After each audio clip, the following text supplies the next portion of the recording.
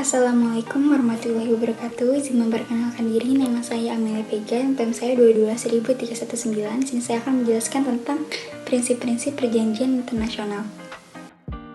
Sebelumnya ada perjanjian internasional menurut para ahli dan secara yuridis.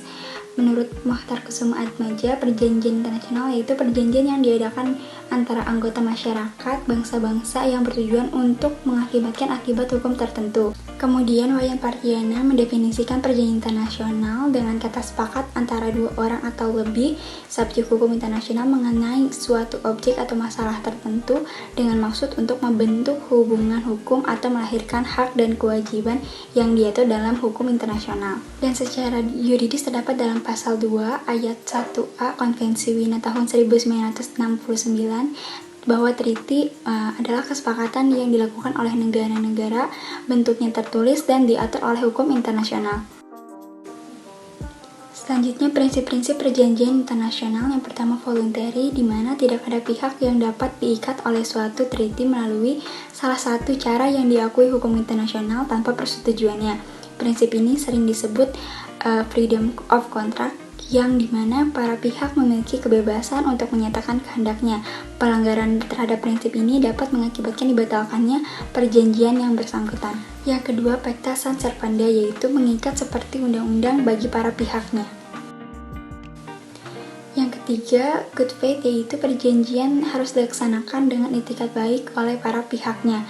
Prinsip ini tidak terpisahkan dengan prinsip sebelumnya, prinsip pacta sunt servanda, yang artinya para pihak harus melaksanakan ketentuan perjanjian sesuai dengan isi, jiwa, maksud, dan tujuan perjanjian itu sendiri, menghormati hak-hak dan kewajiban-kewajiban dari masing-masing para pihak maupun pihak ketiga yang mungkin diberikan hak atau kewajiban dan dapat melakukan kegiatan yang membuat usaha-usaha mencapai maksud dan tujuan perjanjian itu sendiri, baik sebelum perjanjian berlaku atau ketika para pihak dalam proses penantian akan mulai berlakunya perjanjian-perjanjian itu, atau juga setelah perjanjian berlaku.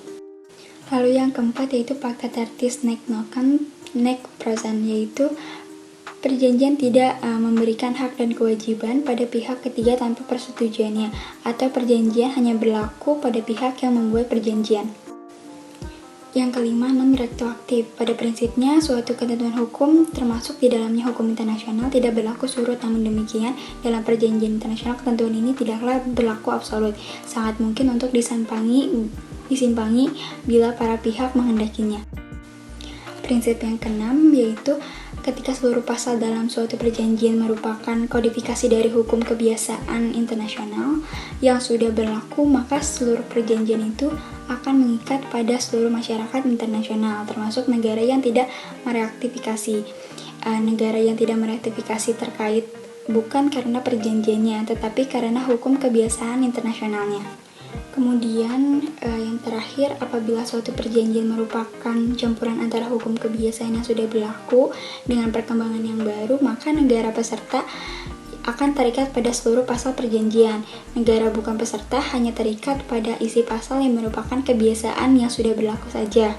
Ketertarikan negara peserta ini bukan karena perjanjiannya, melainkan karena hukum kebiasaannya.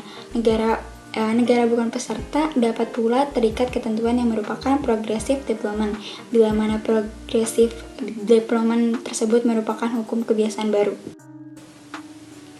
Sekian presentasi yang dapat saya sampaikan. Mohon maaf apabila ada kesalahan. Wassalamualaikum warahmatullahi wabarakatuh.